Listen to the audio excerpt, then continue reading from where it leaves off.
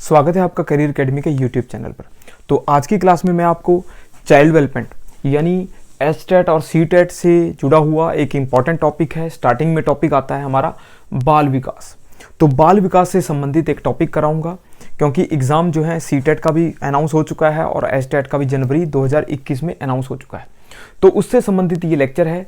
तो child development बच्चों की टीचिंग से संबंधित लगा लो या लर्निंग से संबंधित लगा लो, चाइल्ड डेवलपमेंट जो है बहुत ही इंपॉर्टेंट टॉपिक बनता है। तो बाल विकास जो है बच्चों का विकास होता है, बच्चे कैसे जन्म के बाद कैसे कैसे समाज में विकास करते हैं और बाल विकास का हमारी टीचिंग के लिए और उनकी लर्निंग के लिए क्या क्या इम्पोर्टेंस होती है, क्या क्या उसका महत्व होता है, वो देखेंगे इस लेक्चर में। तो स्टार्ट करते हैं।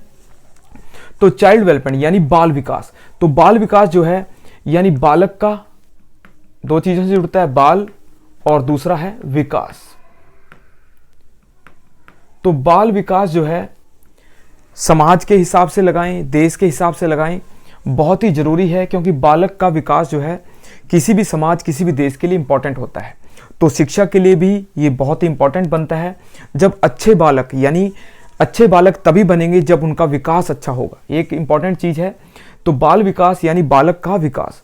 तो बालक यानी बालक क्या है?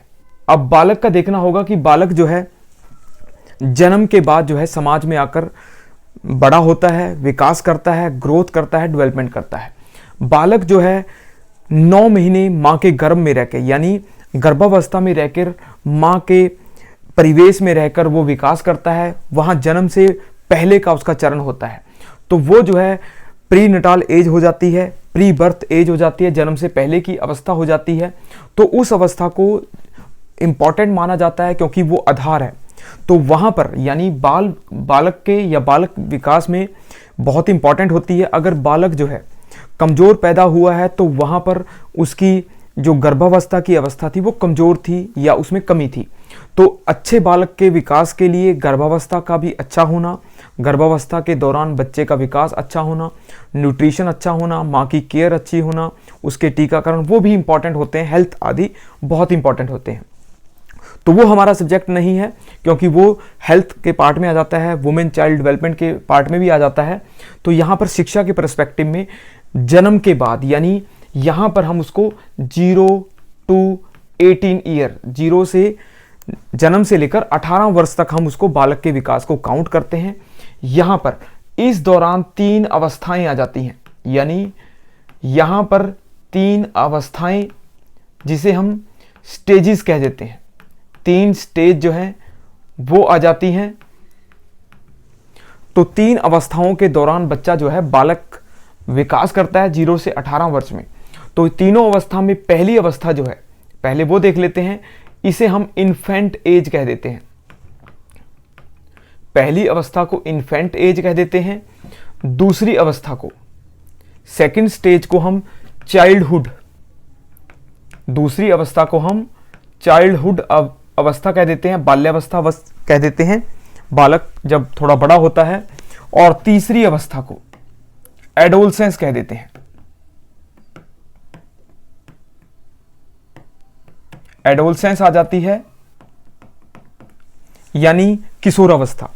अब इन्फेंट एज जो है 0 यानी जन्म से लेकर चलते हैं, ये 3 वर्ष तक होती है नॉर्मली।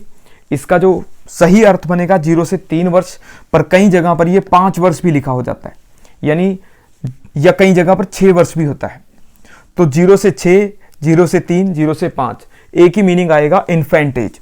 यानी ऐसी अवस्था जब बच्चा बहुत छोटा होता है, माँ की केयरिंग, माँ की गोद में खेलता है, परिवार के अंदर आमतौर पे खेलता है। इस अवस्था में 0 से 3 अवस्था तो बिल्कुल ही घर तक सीमित होती है, बच्चा बहुत छोटा होता है। जबकि 3 वर्ष से लेकर 6 वर्ष तक वो थोड़ा बड़ा हो जाता है, चलने फिरने लगता है, दौड़ने भागने लगता है, सीखने भी लगता है। और 3 से 6 के काल में वो प्री स्कूल में आ जाता है। यानी इन्फेंट एज में हम उसको 2 अवस्थाएं एक सब स्टेज के रूप में देख लेते हैं। 0 से 3 में जब बच्चा बहुत ही छोटा है, माँ की गोद में अपनी परिवार के अंदर रहता है। 3 से 6 में आजकल तो जो प्री स्कूल हैं, नर्सरी स्कूल हैं, प्लेवे स्कूल हैं, उनके दौरान बच्चा सीखने लगता है। तो ये 2 अवस्थाएं इसका पार्ट बनती हैं इन्फेंट एज का। इसको हम हिंदी में शिशु अवस्था कह देते हैं। शिशु एज या शैशवावस्था, यहां पर बच्चा जो है शैशव है, बहुत छोटा है, इन्फेंट उसका इंग्लिश मीनिंग बनता है। तो इन्फेंट एज जो है पहली अवस्था बनती है। तो इस अवस्था के गुण देख लेते हैं, यानी इस अवस्था में बच्चा जो है क्या क्या अचीवमेंट करता है, क्या क्या वो सीख लेता है। तो जब सबसे पहले जब बच्चा जन्म लेता है तो वो सबसे पहले अपनी ज़रूरतों को पूरा करता है। अपनी खान पान की ज़रूरतें होती हैं तो वो ज़रूरतें अपनी माँ से पूरा करता है, यानी मदर जो है सबसे पहले उसको स्टार्टिंग की जो ज़रूरतें हैं, उसकी नीड्स है वो पूरी करती हैं। तो क्वेश्चन आमतौर पे पूछा गया है कि बच्चे का पहला शिक्षक कौन है, फर्स्ट जो टीचर होता है किसी बालक का, किसी चाइल्ड का कौन होता है। तो माँ जो है, मदर जो है उसकी फर्स्ट चाइल्ड होती है, पहला शिक्षक होता है। तो उस एज में उसे ज़्यादा समझ का नहीं ज्ञान होता, वो छोटा होता है, अपनी ज़रूरतें, खान पान की ज़रूरतें वो पूरी करने के लिए माँ पे डिपेंड रहता है, यानी माता पर निर्भर रहता है। तो माँ उसकी केयरिंग करती है, उसकी देख संभाल करती है, तो माँ ही उसका टीचर होती है। तो ये एज, अगर इस एज को हम देखें, ये इनफॉर्मल है, ये शिक्षण में हमारी ये एक इनफॉर्मल एज है, यानी एक अनौपचारिक। औपचारिक होता है जो स्कूल के अंदर होता है, अनौपचारिक स्टेज है जो घर के अंदर होती है। माँ बाप, परिवार के, अपने रिश्तेदार, उनके आसपास रहकर बच्चा सीखता है, स्कूलिंग नहीं करता। कोई स्ट्रिक्ट नियम नहीं होते, कोई ज़्यादा नियम के अंतर्गत नहीं होता, खेलना कूदना भागना दौड़ना बच्चा घर में रह के सीखता है। तो इसमें भी एज में भी बच्चा काफ़ी कुछ सीखता है। तो जीवन के अहम भाग में ये शिक्षण भी काफ़ी इंपॉर्टेंट बनता है।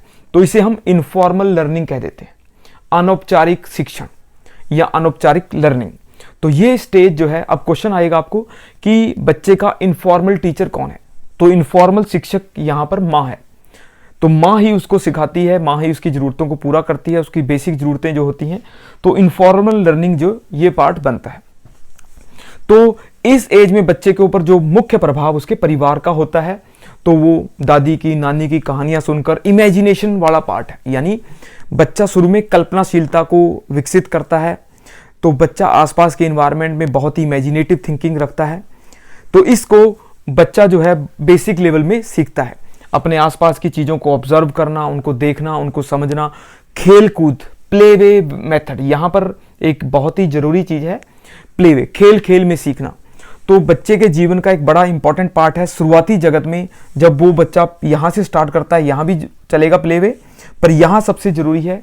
और ये आयु मुख्य से 0 से 3 तक भी खेलता है, वो लगातार घर में रह के खेलता है, परंतु 3 से 6 वर्ष में वो थोड़ा प्ले वे स्कूल हो गया, नर्सरी स्कूल हो गया। तो ऐसे स्कूल आजकल स्कूलिंग में बन गए हैं, प्री स्कूल भी कह देते हैं जिन्हें। और भारत में आंगनबाड़ी हो गया, आंगनबाड़ी के जो बाल वाटिका आदि होते हैं, उन स्कूलों में बच्चा जो है खेल कूद में प्ले वे माध्यम से सीखता है। खेल कूद में वो लगातार शब्दों का ज्ञान, थोड़ा थोड़ा बेसिक ज्ञान वो सीखता है। खेल कूद में चीज़ों को ऑब्जर्व करना, चीज़ों को पकड़ना, उनके साथ वो मैचिंग करना, वो यहाँ से सीखता है। तो ये एज बच्चे की एक तरीके से इनफॉर्मल एज आ जाती है। अब इस एज में बच्चा इमेजिनेटिव है, कल्पनाशीलता में। तो इन्फेंसी एज जो है 0 से 3, और 3 के बाद वो प्ले वे मेथड से लगातार सीखता है। तो शुरुआत में बच्चा अपनी ज़रूरतों तक फोकस रहता है, धीरे धीरे वो बड़ा होकर अपनी ज़रूरतों को बढ़ाता चला जाता है, लगातार उसका एरिया जो है वाइड होता चला जाता है। तो इस एज को काफ़ी इंपॉर्टेंट माना गया है जो बच्चों के स्कूलिंग से जुड़ती है। दूसरी स्टेज जो है वो चाइल्डहुड एज आती है। चाइल्डहुड जो है ये आयु आएगी 6 से 12 वर्ष तक, यानी 6 to 12 ईयर। तो 6 से 12 वर्ष तक चाइल्डहुड, यानी इस अवस्था को हम बाल्यावस्था कह देते हैं। बाल्यावस्था यानी ऐसी आयु जब बच्चा थोड़ा बड़ा होता है, अपने घर से बाहर निकलने लगता है, और वो स्कूलिंग के आधार पर, यानी यहां पर इस आयु में वो फॉर्मल लर्निंग सीख लेता है। तो फॉर्मल में बच्चा औपचारिक रूप से एक सिस्टमैटिक हो गया, रूल बेस्ड सिस्टम में आता है, फॉर्मल लर्निंग सीखता है। स्कूलिंग एज तो 6 ईयर को भारत में 6 वर्ष को 6 वर्ष यानी 6 ईयर जब बच्चा हो जाता है तो वो उसकी स्कूलिंग एज हो जाती है। स्कूल में आकर वो सिस्टमैटिक तरीके से सीखने लगता है। तो ये बाल्यावस्था से जुड़ती है। तो 6 ईयर, अब यहाँ फॉर्मल लर्निंग, औपचारिक लर्निंग औपचारिक टीचिंग भी चलेगी और फॉर्मल लर्निंग भी बच्चे की चलेगी। तो ये चाइल्डहुड एज में आ जाती है। चाइल्डहुड एज में आमतौर पे अगर हम देखें, यहां भी 2 स्टेज बन जाती हैं। प्री चाइल्डहुड में यहां से इधर भी आ जाता है, यानी प्री चाइल्डहुड जो है वो 4 से लेकर 8 वर्ष तक नॉर्मली काउंट कर लेते हैं। 2-3 साल यहां के आ जाते हैं इन्फेंट एज के, और कुछ वर्ष यहां के आ जाते हैं। तो प्री चाइल्डहुड और पोस्ट चाइल्डहुड, यानी 10 से लेकर 12 वर्ष तक यहां पर हम उसको पोस्ट चाइल्डहुड, या 9 वर्ष से लेकर 12 वर्ष तक, 9 to 12 हो गया। तो पोस्ट में पीछे वाला एरिया काउंट हो जाता है बाल्यावस्था। तो चाइल्डहुड एज में बच्चा जो है स्कूल में आकर सीखता है, थोड़ा बड़ा हो जाता है और वो लर्निंग को ब्रॉड कर लेता है। यहां पर वो खेल खेल में, यानी प्लेवे मेथड में, या कहीं हम एक्टिविटी बेस्ड मेथड में, क्रियात्मक जिसे हम कह देते हैं ना, कि क्रियात्मक लर्निंग, क्रियाएं करना, बार बार खेलना कूदना, क्रियाएं करते करते वो सीखता है। तो स्कूल में भी जब टीचर जो उसको फोकस करता है, तो टीचर के लिए भी प्लेवे मेथड, खेल विधि, और क्रियात्मक विधि जो एक्टिविटी मेथड है वो भी यहाँ पर टीचर के लिए भी काफ़ी इंपॉर्टेंट है, और टीचर इसको सजेस्ट भी करता है।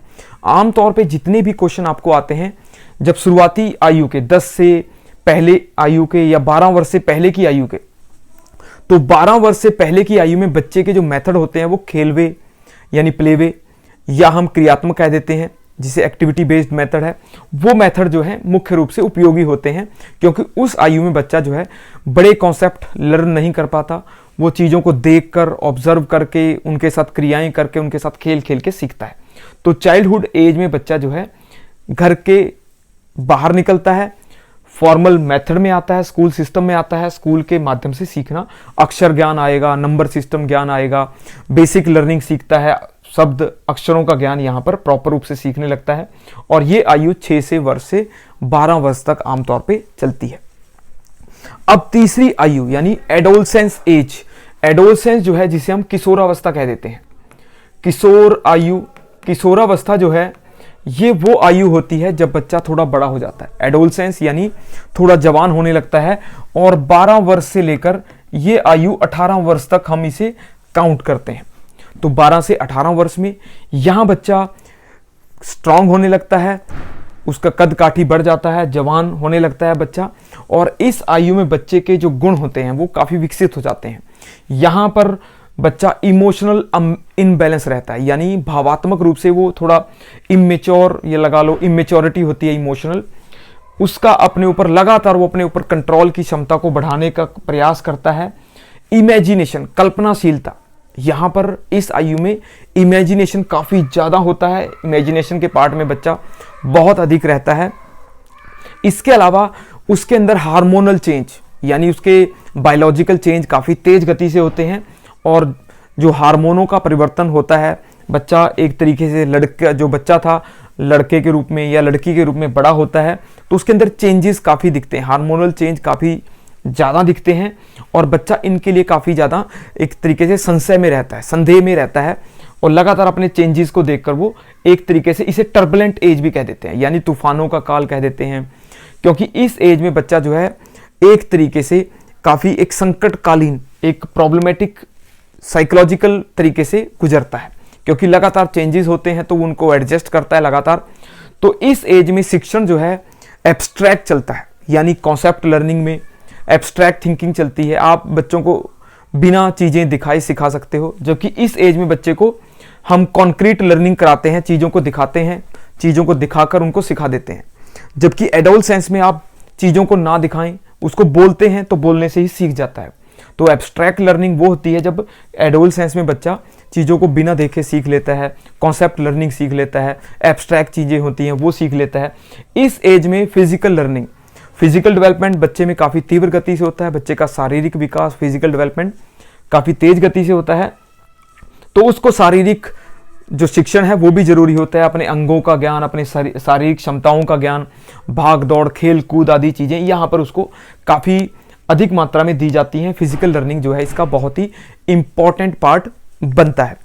इस एज में मॉरल एजुकेशन, नैतिक ज्ञान तो आजकल भी जरूरी माना जाता है, पहले से ही माना जा रहा है कि बच्चे को एडोलसेंस एज में नैतिक चीज़ों का ज्ञान भी बहुत अधिक मात्रा में दिया जाता है।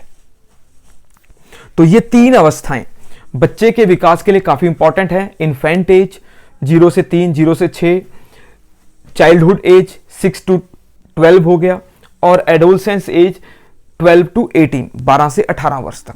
ये तीनों स्टेज जो है स्कूलिंग से जुड़ती हैं, टीचर के लिए बहुत ही इंपॉर्टेंट होती हैं।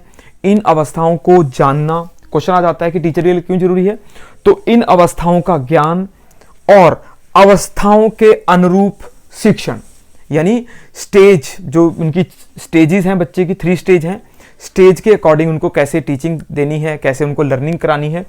तो पीआरटी में मेनली जो है, पीआरटी में यहाँ का ज्ञान यानी इन्फेंट एज की और चाइल्डहुड एज की दोनों की चीजें आ जाती हैं, और जो हमारी टीजीटी है उसके लिए यहाँ पर ज्ञान, यानी टीजीटी के लिए भी चाइल्डहुड का तो आएगा ही, थोड़ा सा एडोलसेंस का भी, जबकि जो पीजीटी है उसके लिए तो एडोलसेंस ही आएगी।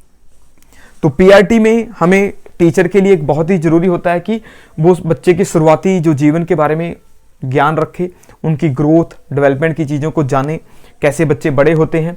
और टीजीटी में जो टीचर होता है वो चाइल्डहुड की अवस्थाओं को बेहतर तरीके से जाने, अपने टीचिंग मेथड को इनके अकॉर्डिंग वो और बेटर करे, बच्चों की अवस्थाओं को देखे, उनकी ज़रूरतों को देखे, क्योंकि उनकी शारीरिक ज़रूरतें होती हैं, सीखने की ज़रूरतें होती हैं, उनको देख कर ही वो लर्निंग कराएगा। तो इस लेक्चर में मैंने आपको चाइल्ड डेवलपमेंट के बच्चों की अवस्थाओं का ज्ञान कराया। बहुत ही सिंपल चीज़ें थी, बहुत ही एक तरीके से शैशवावस्था, बाल्यावस्था और किशोरावस्था एक सिंपल टॉपिक बनता है। तो ये लेक्चर आपको समझाने का प्रयास किया ताकि आपका ये लेक्चर काम आए, आपके एग्जाम में आपको कुछ पॉइंट आपको यहाँ से मिले। तो लेक्चर कैसा लगा, लाइक करें, सब्सक्राइब करें। धन्यवाद।